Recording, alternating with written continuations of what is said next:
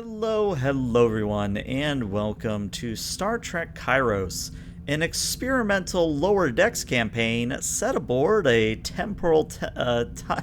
a time ship. It's set aboard a time ship, and long story short, we've already dealt with certain pharaoh in Egypt having a Gundam.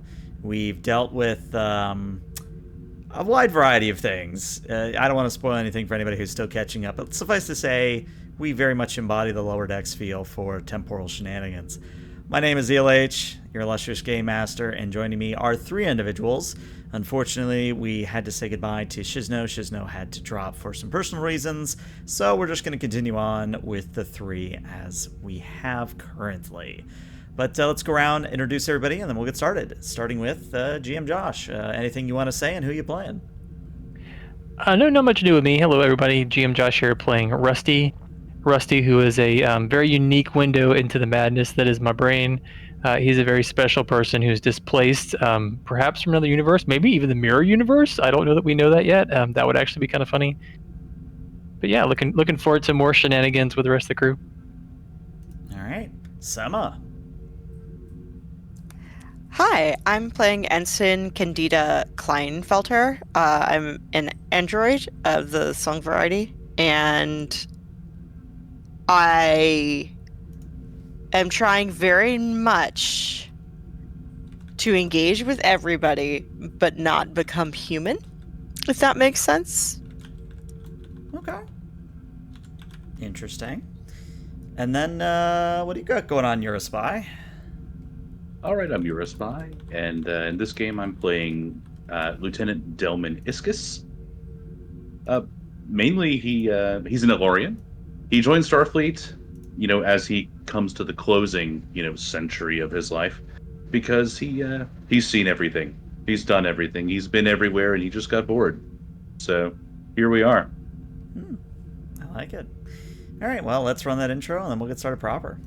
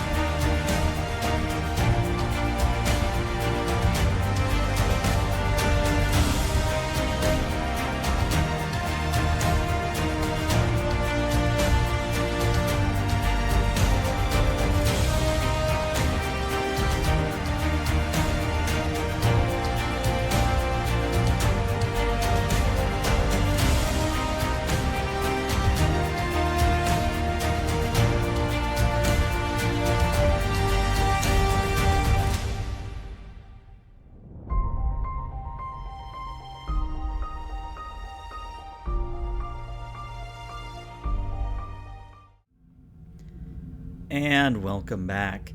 So as I said, we very much are embodying a lower decks feel to the Kairos game, and today I would like to start us off in the shuttle bay with everybody watching Rusty doing something to his shuttle. And overall, the only other scene direction I'm going to give is that one of the nacelles is incorrect. And what I mean by that is you either have two right nacelles or two left nacelles.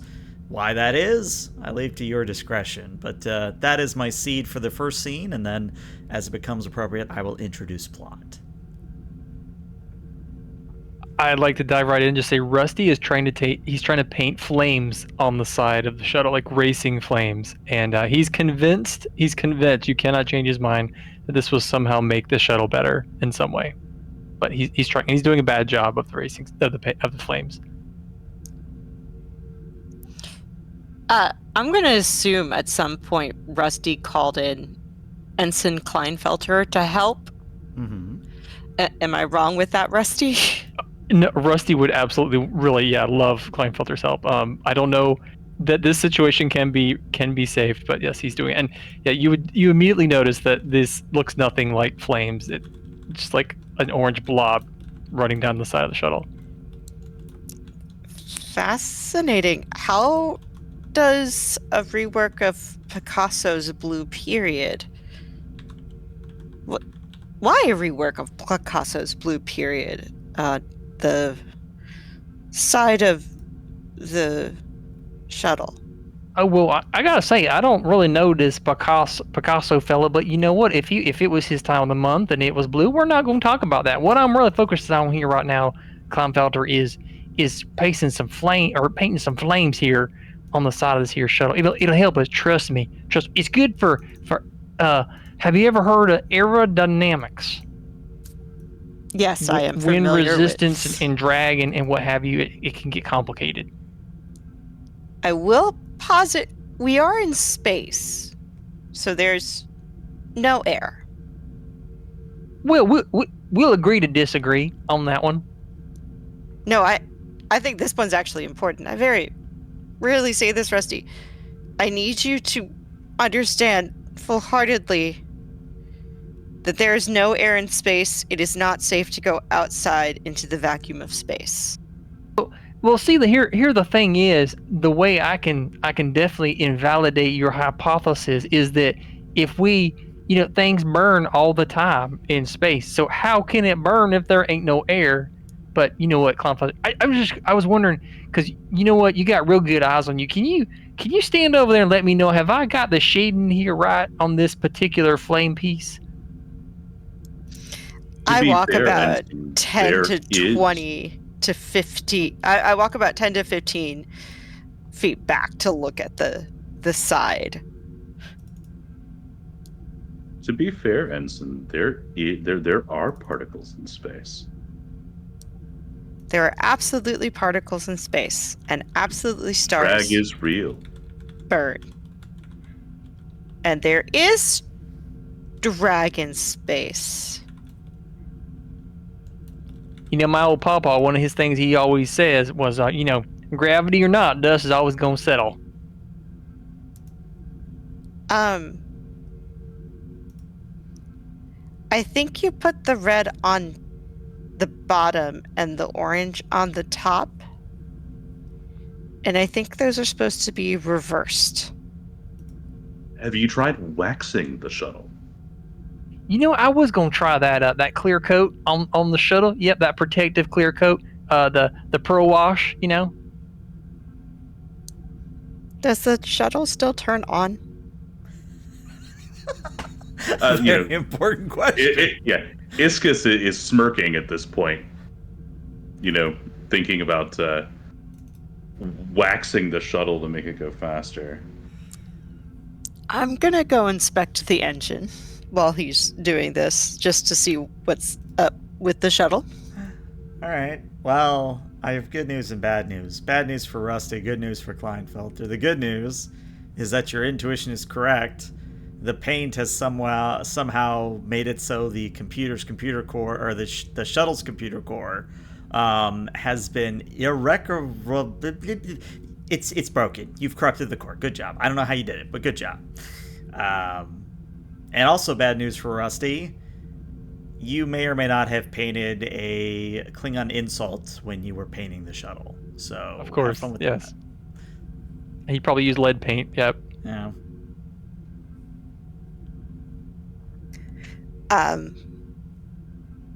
She's looking at it and she picks her hand up and it's just covered in blue paint, I imagine. Because I am picturing that Rusty was working on something and knocked over another can. Would this be out of Rusty's character? No, absolutely. This is well, he will eventually try to get around to cleaning it because messes are like, an anathema to his entire being, but he might have accidentally done this. Yeah. He might have actually knocked it into the computer and not realized it and walked away. That's likely. Okay, so I'm gonna start trying to fix this mess just by looking for a rag and beginning to address in depth what is functional. Okay, well, maybe get you some momentum to start. Go ahead and give me a control and engineering difficulty of 0, so free momentum for you. Happily, I'm just having a hard time opening up my character on the Forge. You should be able to, if you hit the C key on your keyboard, does that pop it up for you? No, nothing's popping up. Let me refresh the Forge real fast. Yeah, I would say definitely go for a refresh and see if that fixes anything.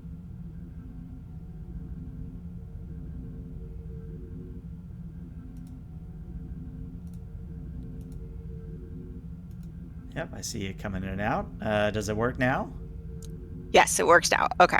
Awesome. So yeah, again, it is a control engineering. And you don't have a focus here, but again, the difficulty is 0, so just free momentum for you to get.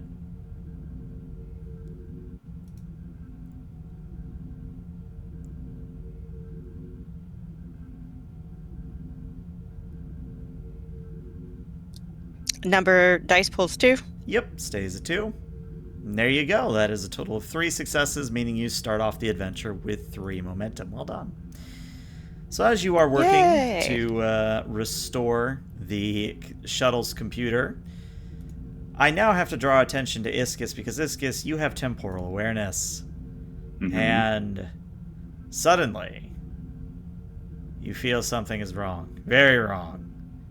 And in fact, were it not for the temporal shielding of the Kairos might not even exist.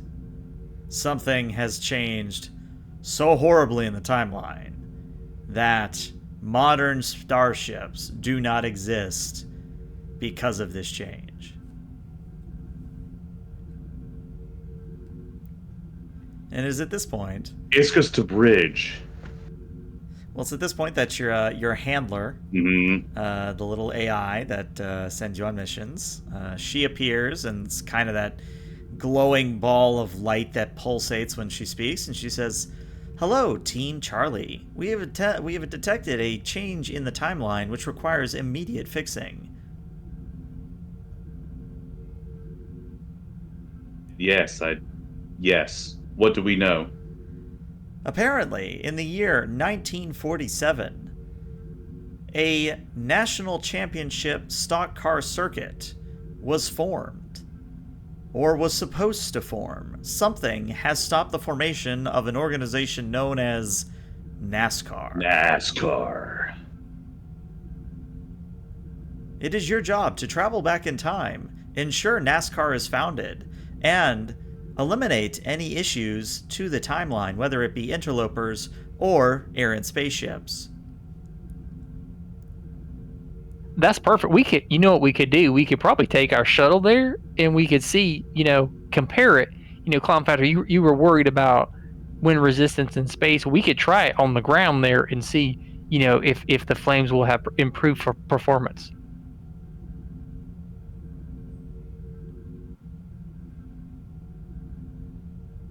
I hate to say it, guys. Isn't the registry number for the shuttle supposed to be on the outside of the nacelle, not on the inside? Oh, you know what? I think I put. Yeah, you're absolutely right. It's because I put this nacelle on backwards. That little ram scoop's supposed to be in the front, not the back. I can see where that would be difficult. It will not exactly work. I wonder if we could only go in warp speed in reverse now, because it's in the wrong. Well, no, because we have 2 nacelles, so we. Oh, if we flip the other one straight, then they'll cancel each other out. I see. Oh, is there another shuttle? No. Not in this shuttle bay. But no, the AI simply says, "Unless you require anything further, please report to the temporal transporter room for your mission." I got to tell you, Dr. Ishkis, if you don't mind, a little personal question. while we're going to the transporter room. Last time we did the whole temporal transport, I got the runs really bad when we came back. Is that normal?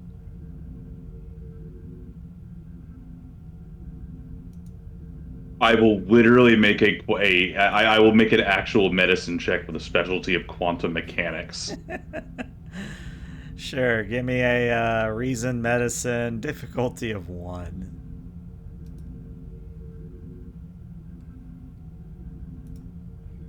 Two successes, bringing you up to 4 momentum. Yeah, you know, the gut biome is a very delicate place, and if you mess up the gut biome just a little bit, well, it can have some pretty shitty consequences. I've heard of some interesting. Yes, it is something that can happen. I've heard of some interesting treatments involving the introduction of tardigrades into your digestive tract.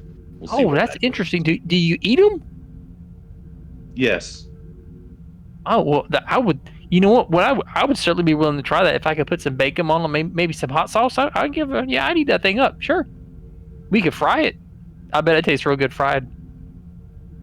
They'll survive pretty much anything. Once again, Iscus is smirking. Okay. But now we must go. We do that. I will walk toward the lift.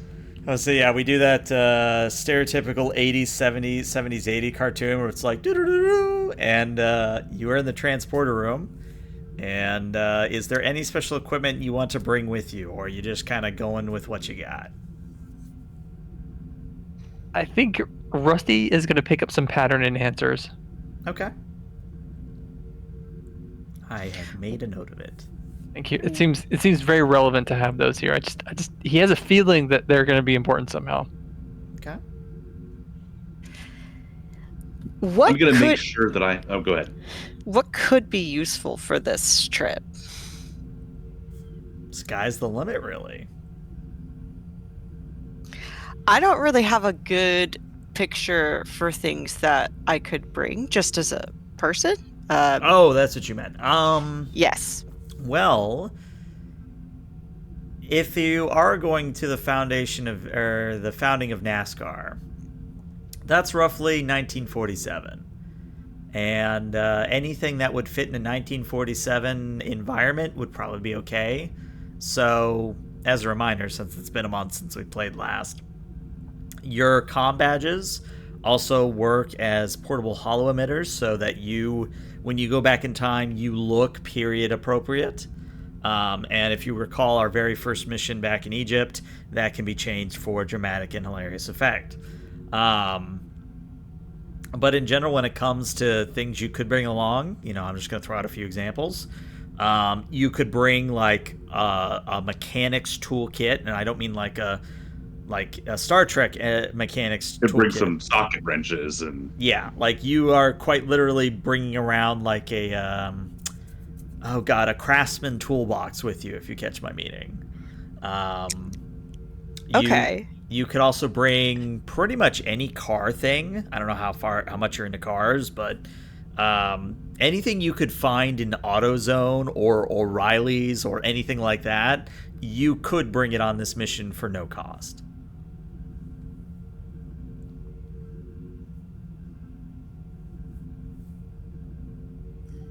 Okay. I'm going to take a mechanics toolkit. I'm also going to reset my holograph to be male since we're going to the 1940s. Okay. And having done a brief search, they're less likely to interact with women in a favorable way. It's a nice way of putting it, yeah. Yeah, so I decided to go as a man for this one. Okay. Yeah. All right. Is there any way I can yeah. get a car, like a fast car? Well, if you want to bring a car with you, it would depend on the type of car that you're angling for.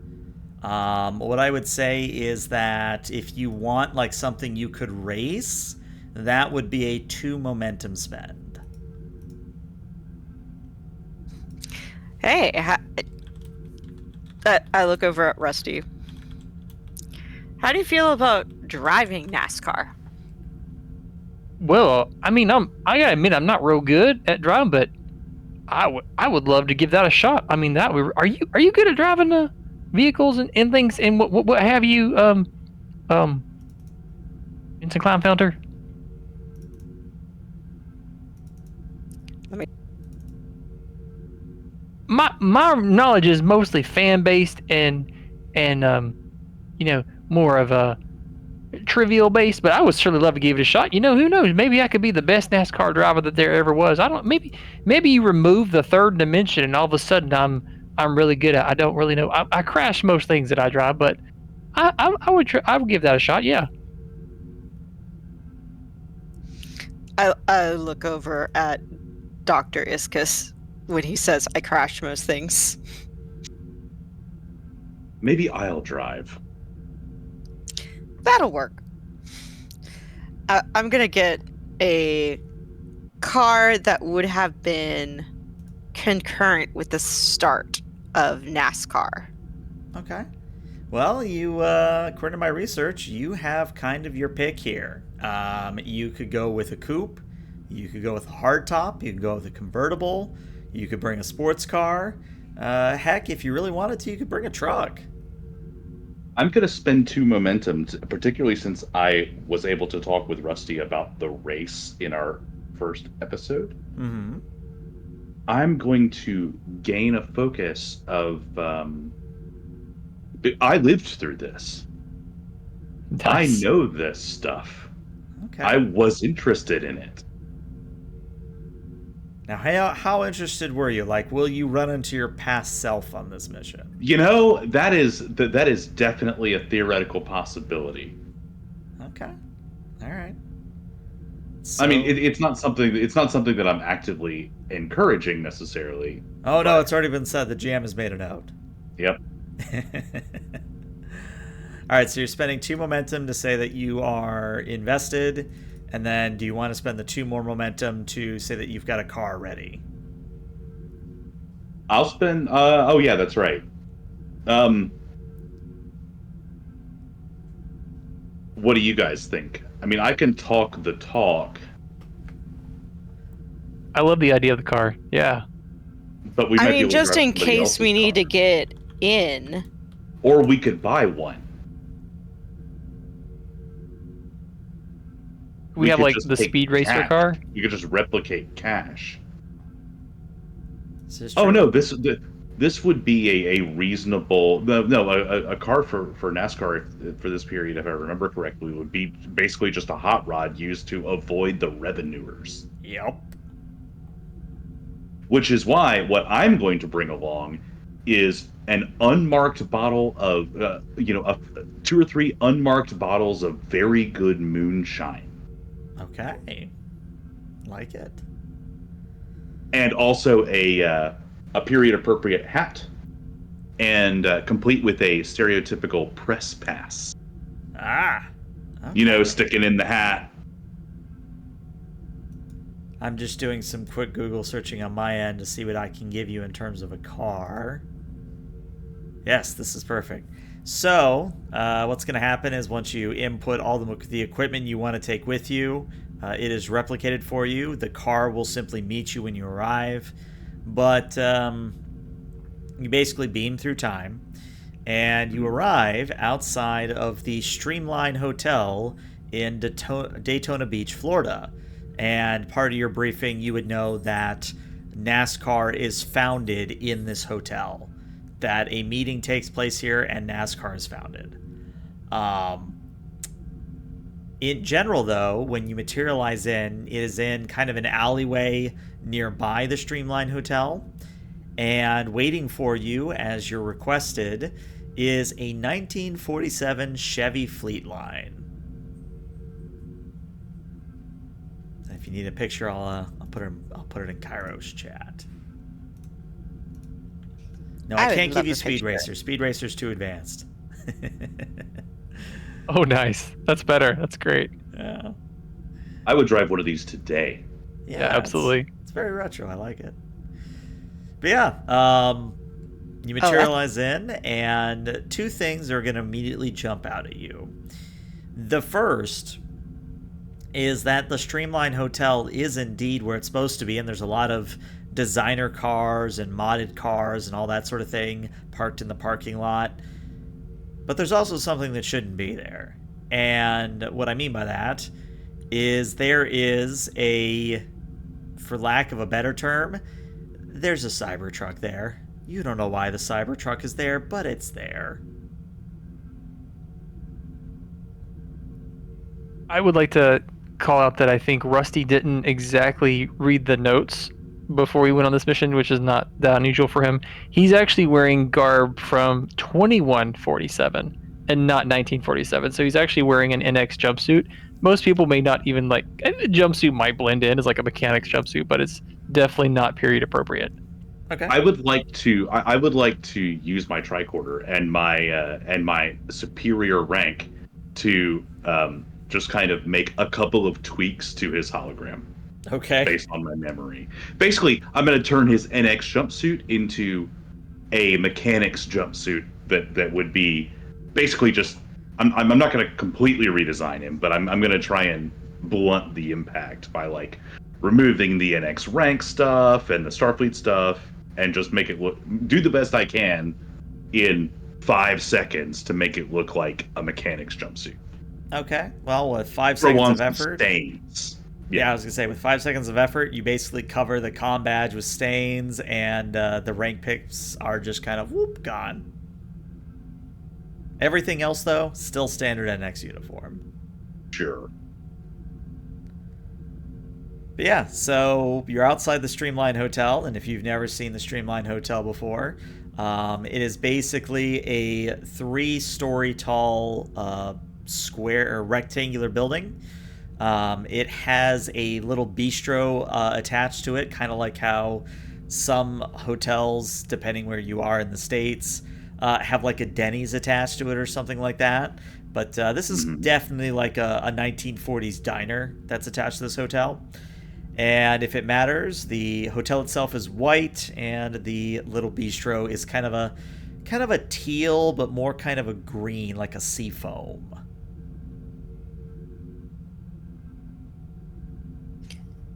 I'm looking over at the Cybertruck because it just looks god awful. Uh-huh. I gently elbow Iscus and point to it. I see it. That's not supposed to be here. It shouldn't be anywhere, but it's definitely not supposed to be here. Do you think is it that same one that we just saw? Did we send it here? I will use my tricorder, since I already have it out, to check and see if it has the temporal resonance of the one we just beamed out, see if there was an error. Okay. Yeah, or if go this ahead is another and give me a reason science. You have quantum mechanics as a focus, and I'm going to set the difficulty at a 1. Okay.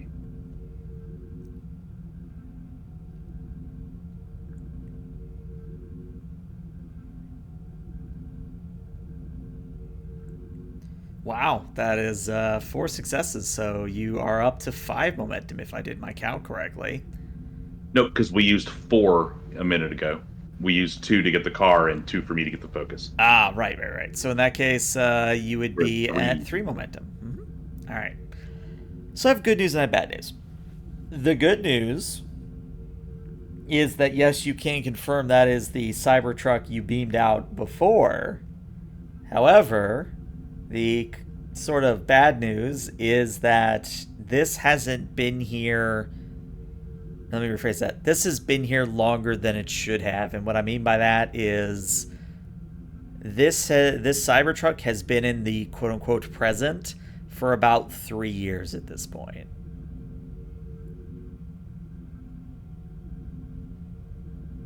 That's weird. Does it have a license plate on it? It does, but it's not like a modern quote-unquote license plate. It's like an old, like, 1940s license plate. All right, I take my battered hat off my head and wipe my brow with it and walk out of the alley after I put my tricorder away. Mm-hmm. take my coat off, so I'm just in. When is this meeting season-wise? If I know correctly, it happens in December, so it's. I mean, it's not like snowing. It's not like super cold because it's Florida, Or is but it Florida? Right. I Okay, would so say it's not a hot day where you're shrugging out of your jacket and just standing there in shirt sleeves and suspenders. right. Got it. So I would say it's somewhere around like 50 to 60 degrees Fahrenheit, if I had to guess. Okay, then I will leave my coat on. Maybe open it up, put my hands on my hips, and just kind of walk out. I figure there are other cars here too, so it wouldn't be unreasonable to just look at the cars. Yeah, like I said just earlier, walk there's around looking at the all cars. kind of cars here. You've got the Chevy lines. There is a 1947 Ford Coupe. There is quite a number of Ford Super Deluxes. There is even, if you believe it or not, a Chevy two-door, which is apparently a very rare classic. What else can I throw in there? Oh, well, we have to have the 1947 Cadillac, because what are you doing if you don't have the 1947 Cadillac? But they all kind of look the same, if I'm being honest. Like, if you're not a car person, which even I'm not, they all kind of just look the same. Like, some have flashier paint schemes, and some maybe have, like, certain angular changes, but for the most part, they all look like that Chevy I posted in Kairos chat. Yeah, Iscus is a car person, so he is absolutely recognizing all of these things. So he is looking within. He looks like he belongs as he looks through these cars. He's looking at the things one would look at. Okay. Do I remember being here? Because that's one of Iscus's whole things. He's been everywhere, has seen everything. The biggest thing is he's nearing the end of his life, so there's so much packed in there that there are some experiences that he doesn't remember all that well. Roll me a d20, a 10 or lower. Your past self is not currently here. 11 or higher, you literally run into your past self. Oh, no, I was going to let you have that. It's literally, do I remember being here? Well, that's what I'm saying, is you'll know if you remember being here. All right, yeah, you remember being here, and it's kind of coming to you as you're looking at a certain car, and you're like, wait a second, deja vu, I've seen this, but oh no. And you turn around, and you see yourself, but at a much younger age. And younger you says, well, hello there. Fancy looking at my coupe here? I mean, is there anything I can help you with? I mean, I'd be happy to show you the engine block, or I can show you the modifications I did to the trunk. I mean, well, what interests you, pal? Yeah, 4-barrel carbs, chrome-plated rods. Lightened it all around, didn't you? Yeah, it's Pulled my out pride and the door joy. plating. Kept the passenger seat in, though, because you need that for certain things. Well, I mean, without the passenger seat, the weight distribution would be off. Yeah, because that's why you did it. He kind of looks at you strangely, like he's kind of did I hear that right? Kind of a look, and he says, have we met before? Nope, I'm just an old guy. All right, well, Mr. Old Guy, I mean, are you here to meet with Bill? I will be, but I wanted to check out. I wanted to see what. I wanted to check out the competition first. And past Got a little you, bit of a team. Yeah, past you kind of sighs and takes off his hat and kind of rubs at his forehead and goes, well, that over there, and he points at the Cybertruck, that unfortunately has won every single race that has been thrown at it ever since its owner showed up out of the blue about 3 years ago. Who is the owner? Well, it's a guy that goes by the name Coco. That sounds crispy. You see, what all you really need, man, is you need some impulse engines or maybe some RCS thrusters to help you on some turns, and I think you would blow this thing out of the water. See, the problem is you're just running on some propulsion, explosive propulsion. That just ain't gonna work for you. That's a different kind of racing there, Rusty. think past you is just kind of looking at your group like, okay. I didn't pick them for them making sense. I say with a smirk, and then put my put my thumb over my shoulder, pointing to our beauty. And he looks past at your car. Ah, so you're an aficionado as well. Well, that's a good thing, because if you're meeting with Bill, you know that we're looking at doing some very large changes to the whole racing scene. But the problem, if I'm being honest, is that Coco's kind of an asshole. And since he's won most of the races up to this point, if we don't deal with Coco, then it's pretty much going to be Coco's Racing Association instead of Bill's, if you catch my meaning. Yep. That's what we've got to fix, and we've got to fix... Where is this Coco? Oh, knowing Coco, he's getting drunk in the bistro. That's usually what he does at about. Younger you takes out a pocket watch. At about 2:15, yeah, he's in the bistro getting drunk. I look at my wristwatch. That seems rather early. Well, if you don't know Coco, you'll know him pretty quickly, if you get my meaning. Come on, Rusty and Klein. Let's get in here. Figure it's about time for a drink. Come along there, Host. All right. And I assume that offers to past you. Yep. Okay. So what ends up happening is you enter into the bistro, and it again looks like 1920s, 1940s diner. And there's nobody in here besides the waitress, the cook, and one other person. And this other guy in here, he is pretty small, all things considered. He's like 5'2", 5'3". Very mousy individual. Has on big spectacle glasses, and is currently drowning himself in a Bloody Mary.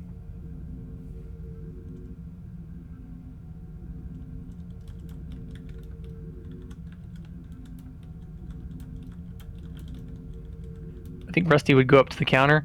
Hello. I'd like to order some food if I could. And the waitress turns around and says, "All right, sugar. What's your poison? We make a good pancake. We make a good scrambled egg. What are you after?" I would love to have me a tardigrade omelet if you could, please, and go heavy on the tardigrade. She kind of looks. He wants tartar sauce on that omelet.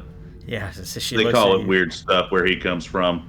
And she just kind of looks at Rusty, then looks over at Iskis and goes, "All right, I can't." Just as it tastes about like it sounds. All right, well, I mean, if you're the one ordering, that's how you like your eggs. That's how you like your eggs. Hey, cook, 2 eggs with tartar sauce. And she turns to the rest of you. Can I get y'all anything else? Orange juice, coffee? Coffee and a fine slice of pie, please. What kind of pie would you like? We got cherry, we got chocolate. It's pecan pie time, isn't it? Well, you got something it is. Back there? You know exactly what to ask for. Pecan pie is actually one of our specialties.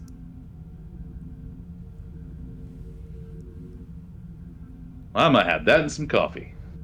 All right. And then the waitress looks at Kleinfelter. Anything for you? I'll have a coffee and a donut. 2 coffees, a donut, some tartar eggs, and a big old slice of pecan pie. Be right back. Thanks. And mostly for logistics' sake, are you going to be seated at the bar like Coco is, or are you going to take a booth? I'm going to sit next to Coco. Okay. So Coco doesn't really respond when you first slip in, but then he kind of looks up to his drink, and then he spots you, and he almost like jumps out of his seat and goes, "Oh,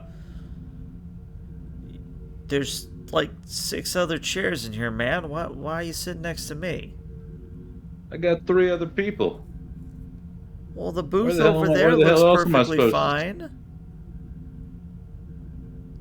Well, just admiring your vehicle out there. And he hiccups and he goes, all right, look, I'll tell you what I tell everyone who wants to buy the thing from me. Took me 2 years to figure out how to charge the thing, and it took me another 6 months after that to figure out how to drive the thing. She's a thing of beauty, and it isn't my fault if every other car in this place can't keep up with her. What you got in there? You got 4-barrel carbs, or maybe you got a little lipo in there? Oh, I don't have either of those things. I'm running a pure electric vehicle. That was a check. That was a check for me to see if he actually knew what he had, to see if he actually knew the technology behind it. Lithium phosphate batteries. Right, I picked up on that, but all he says is, it's some form of he doesn't electric. get it. Yeah, he doesn't get it. Okay, that makes me feel a little better.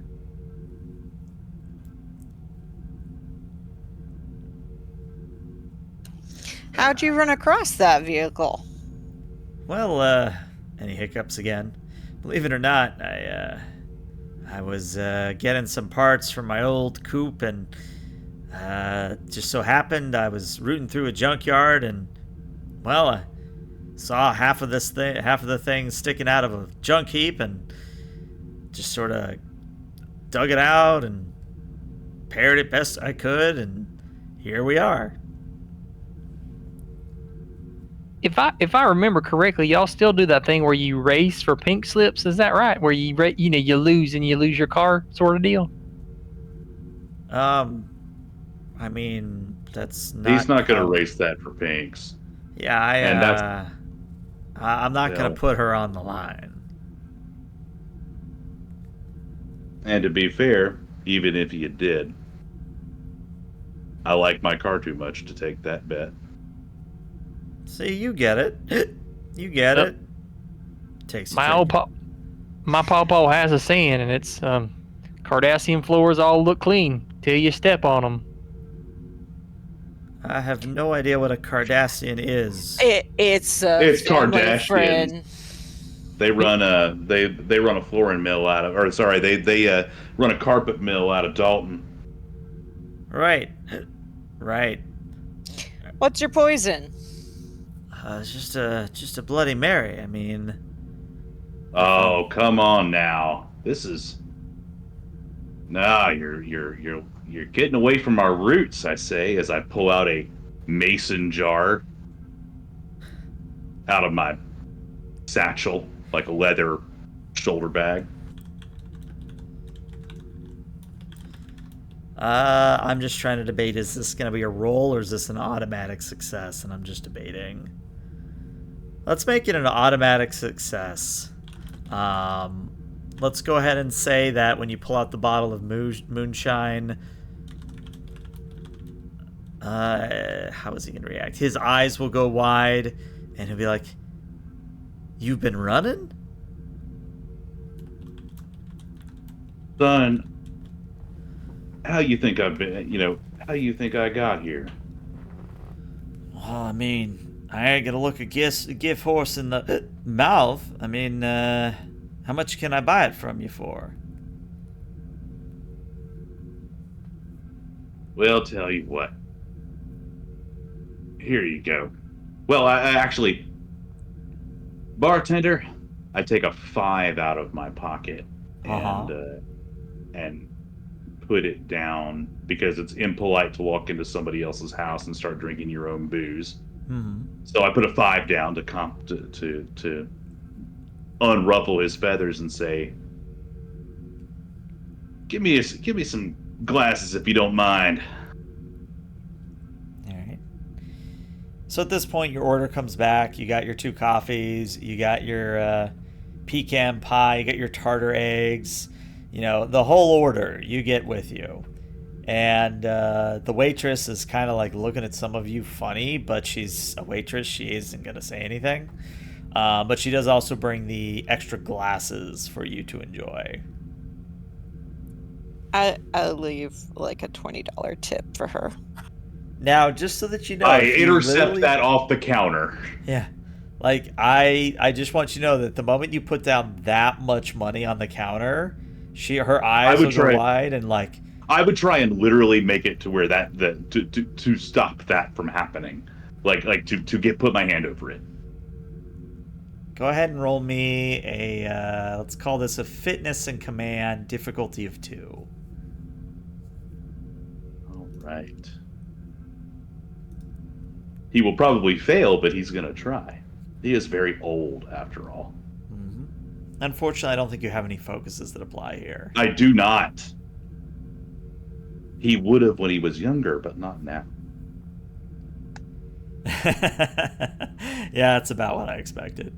Yeah. So, unfortunately, you're not able to cover it in time before the waitress sees that and goes, I'm sorry, maybe there's been some mistake. The whole meal's not even $1. I mean, do you realize how much money you're throwing on the table like it's nothing? I'm sorry. I thought that was 2. She picks it back up. Okay, I'll take the complication and be like, no, we can't go flashing cash around and not pass it around.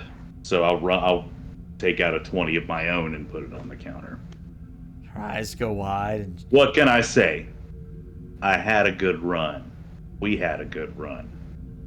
Like, her hand shakes as she reaches for it, because this, if I remember my inflation correctly, like $20 back in the 40s was like thousands of dollars now. It's not necessarily thousands of dollars, but it was a couple hundred. Yeah, it's enough. Cars were like a couple $100. Well, right. Either way, the point is that you literally have paid her salary for probably a good month or 2, if not more. So she takes $364.93. Yep. All right, well, $364, that's 3 weeks or 4 weeks or even 5 or 6 weeks if you really want to stretch it. Yep. But the waitress takes it and goes, all right, well, if y'all need anything, just let me know. Do my best to get whatever it is y'all need. I appreciate it now. Well, Coco, now you see how much money my buddy here's got, and he's put as much money like that in his car. Are you sure you don't want to race him? And, I mean, you think of all that money you could take. I mean, if your car's so good, and it's so fast, you haven't really got nothing to lose, right? And I think Coco takes another swig of his Bloody Mary, hiccups, and goes... I start pouring up shots. Pouring shots of moonshine? Or not shots, pouring up drinks for everybody. Okay. So, if offered, Coco will take the offered drink and down it like it's water and go, all right, make you a deal. I'll race you. But if I win, I don't want whatever car you have. I want $300.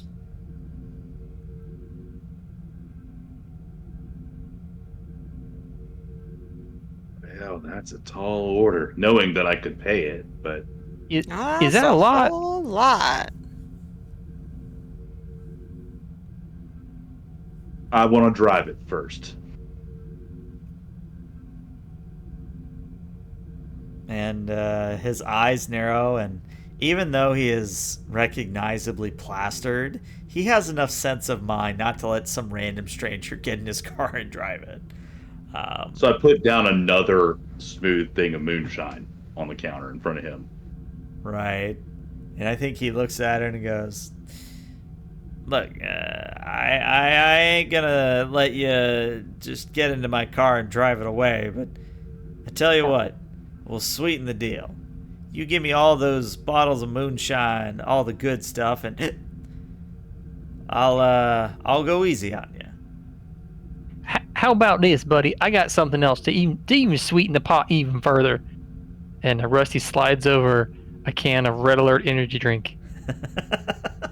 Now, what if you let us take a look under your hood first? And you can have this as one of a kind. Kind of looks at the can. What is it? Oh, it'll send you where no man has gone before, if you get my meaning. All right. I look at myself and see if I recognize that there's something wrong here. Yes, past either you. temporal sense or. So, past you looks like he doesn't understand what's going on, and future you or current you, whichever way you want to think about it, current you recognizes that the timeline has not been fixed. If anything, it's gotten more complicated.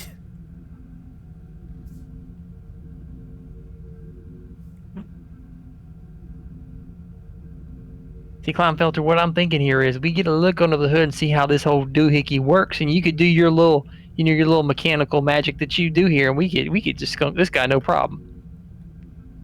I have an idea. I'm gonna run. Yeah, like in my head, I want to run a couple things. I want to figure out: do EMPs affect Tesla cars, and do they affect Sung androids? So I can just give you that answer, no roll required. Soon types, it has to be a very powerful EMP to knock out, if I remember the next generation appropriately. Because Data isn't EMP'd except in like 1 or 2 episodes, from what I remember anyway. But it has to be really hardcore. Right. Like, this is like, you'd have to shoot him with like a phaser equivalent thereof to really put Data down. But in terms of a Tesla car, and specifically a Cybertruck, I mean, you could probably... Water shuts it down. Yeah, like water will shut it down. So... And more importantly, it would not affect other cars of the period. Yep, because the cars of the period are very analog. Very analog. I play with my phaser. Am I able to make it send out an EMP? Well, that sounds like if I see you take out a phaser, I'm gonna be like, "Come on, Bob, you might have. Come on, Not phaser. I'm sorry. No. If I see you take out a 24th century piece of technology, I'm gonna be like, "Hey, let's come on, let's go have a chat for a minute." Yep. Well, as a reminder, you did bring a mechanics kit with you, which could maybe hide a tricorder inside of it that would look like you're just rummaging in your toolkit. I would like to do that then. Okay.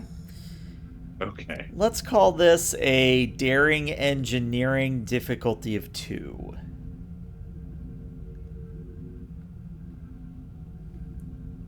We do have 3 momentum. Mm-hmm.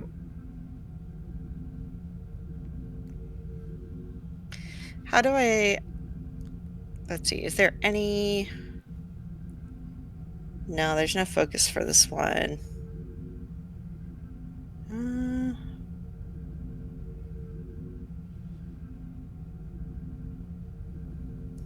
going to add 2 to it. Or I'm going to add 1 momentum. Okay, so you're rolling 3 dice.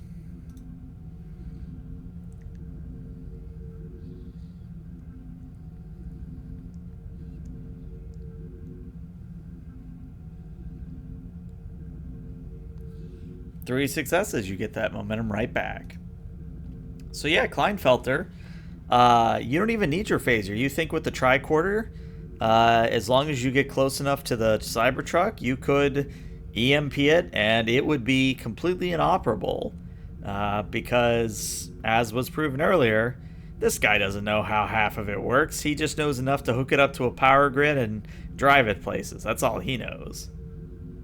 Hey, Kleinfelter, I got some pattern enhancers that might come in handy in this situation. Let me see what you got.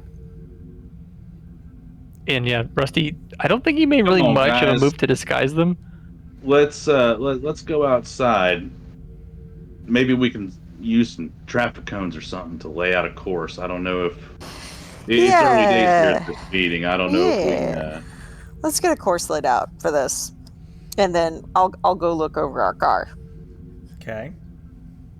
She looks over at the other guy. Want to race? It's a Tesla. Can you hack it? Are you saying that? Are you saying that to me? Well, I mean, well, yes. When we have successfully extricated ourselves from dude, Right, away from when we Coco. have gone outside as a team. Right. Okay, away from the guy. I was just gonna EMP it. Yeah, we could, but I mean, it is awfully collectible. And also, if it just stops working and there's a brilliant flash and everybody's hair stands on end. Would they know what it came from, or would they just be like, "Wow, that's a weird machine"? I could probably hack. Might be worth trying before we, effectively irreparably destroy it. We lost a lot of the records from Tesla. Yeah, that mission to Mars didn't go the way they thought it would.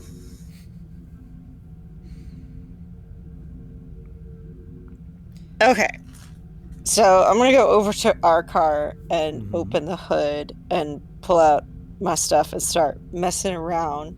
What looks like messing around with it.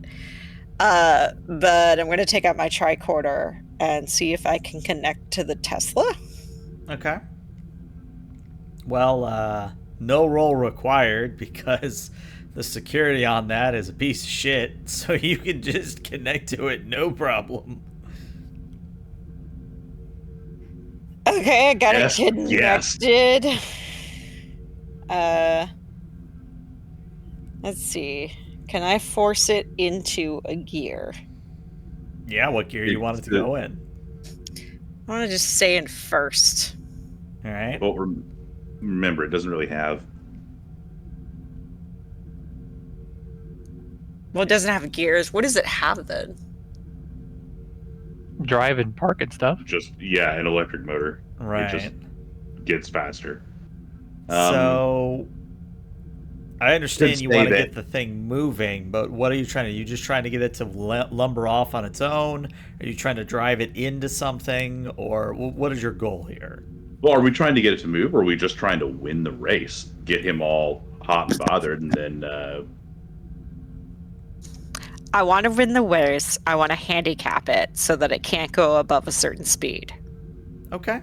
Again, no roll required. The security's a piece of shit. Very easy for you to modify. Okay, I cap it at, let's see, 20 miles an hour. Sure.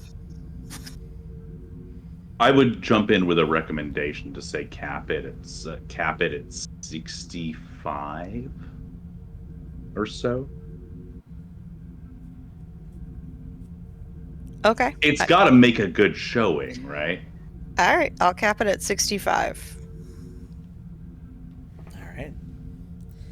So after you get done with your little thing, Coco comes out and he's holding one of the jars of moonshine, and he says, "All right, so where are we racing? We just going up and down the street? We're making an impromptu track. How are we doing this?" I think just a flat out race down to a stop point, whoever gets there first. All right, who am I racing? Is it going to be you, big guy? Pointing at Rusty. I think Klein might take the wheel on this one. I'll take shotgun. Okay. Actually, Coco, I was wondering if I could ride with you and see how a pro does it. Well, at least someone around here recognizes my greatness. Yeah, sure. Go ahead and get in the passenger seat. That way the weight distribution will be right. All right, let's do this. All right. So you have handicapped the Cybertruck, so it will become a little bit easier. But this will be a control and a con. This will be a difficulty opposed. So I will roll first so that you know the number to beat. You know what? I've got 6 threat. I'm going to spend 3 of it to give the good gentleman 4 dice total. Let's expand out that 30. I see 4 successes. So in order for you to beat him in this race, I need you to get at least 4 successes here.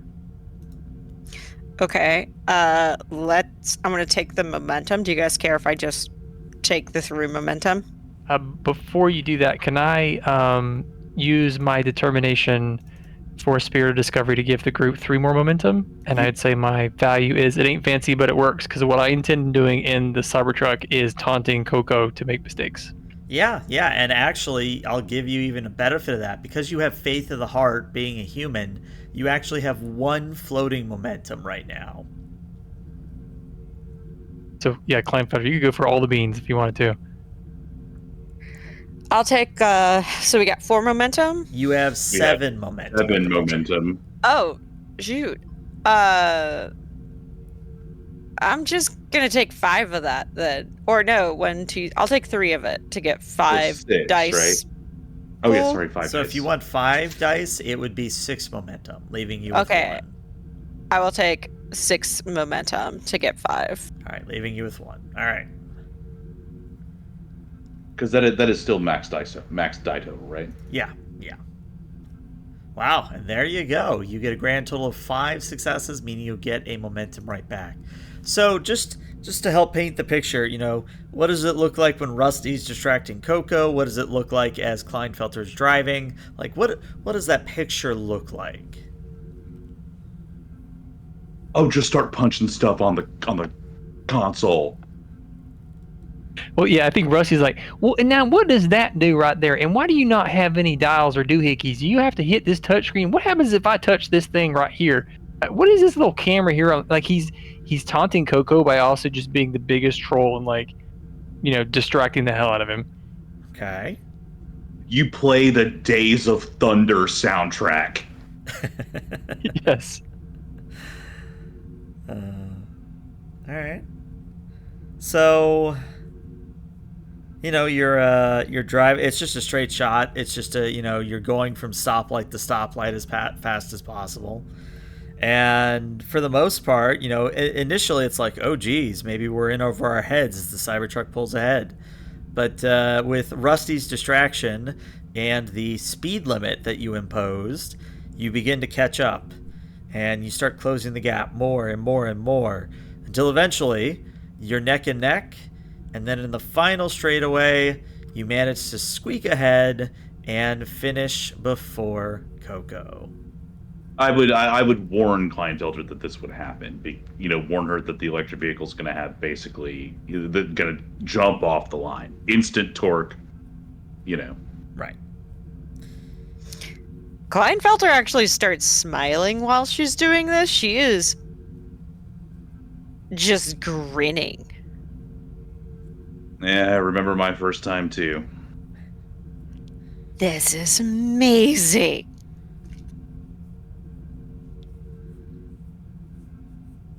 But yeah, you reach the finish line first, come to a stop. Coco gets out of the car and says, You must have cheated. There's no way that thing is faster than my car. There's no way.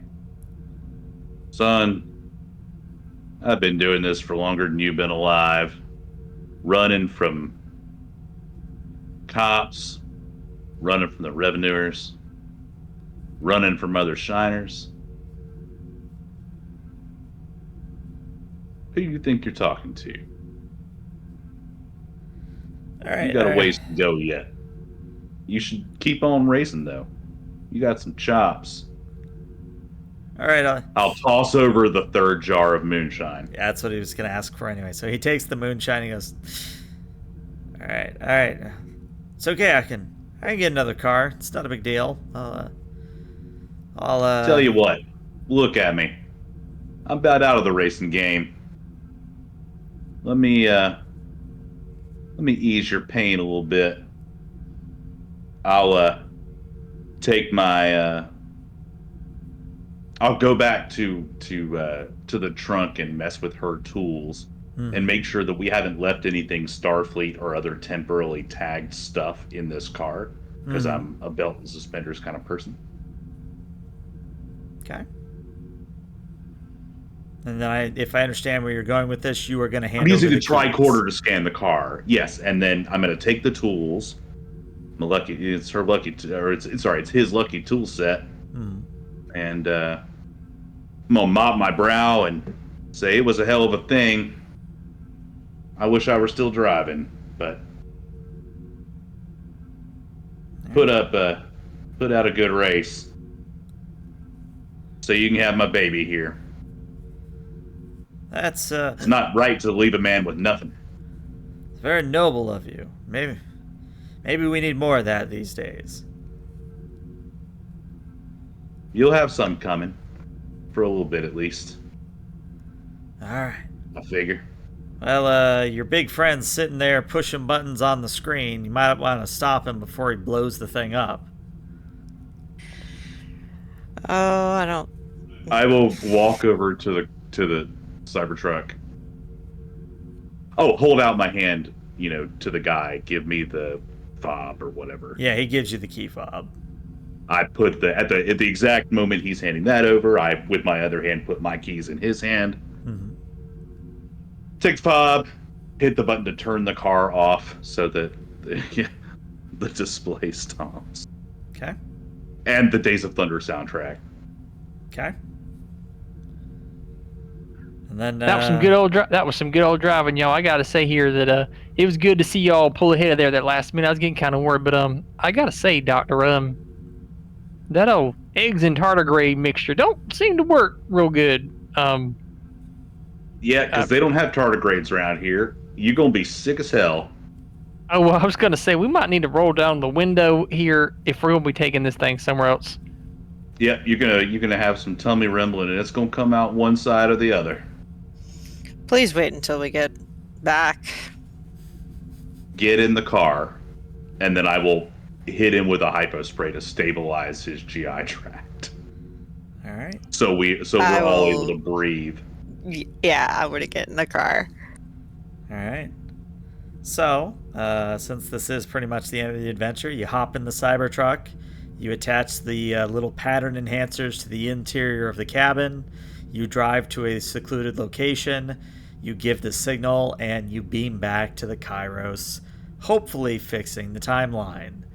Though, as our last shot, we see past Iskis going over to talk to Coco and goes, "Wow, yeah, that was quite a thing. Sorry to see you lose your pride and joy, but hey, you got this moonshiner car. That's pretty good, isn't it?" And Coco kind of hiccups and goes, "Yep, though maybe we should have stuck around a little bit more because I think Bill's got some good ideas, but why would we want to turn left? Why don't we just turn right all the time? Why's it always got to be the left turn? I mean, right turn makes more sense to me." And that's where we'll end today's session. Are we taking the Cybertruck with us? Yes, this time you We have did, yeah. ensured that the Cybertruck cannot appear in future episodes. Good, because Well, and we now Really have a ugly. Cybertruck as a collector's item. Uh-huh. We're to gonna go have along a with regular- Mao, our cat. Ramses II's cat. Yup. Just first it was a cat, then it was a Cybertruck. What else are you going to pick up over time? Who knows? A Gundam. The Gundam. Oh, Lord. But yeah, like I said, this is just kind of a fun, silly Lower Decks. I know it's only going for an hour, but, I'd much rather we get our little fun in rather than stretch it out for too long. Nah, that was great. That was beautiful. I like it. Yeah. Incredible fun, thank you. Yeah. Yes. All right. Well, Twitch stick around because we might raid somebody, but YouTube, we'll see you later. Bye-bye, YouTube. Bye, guys.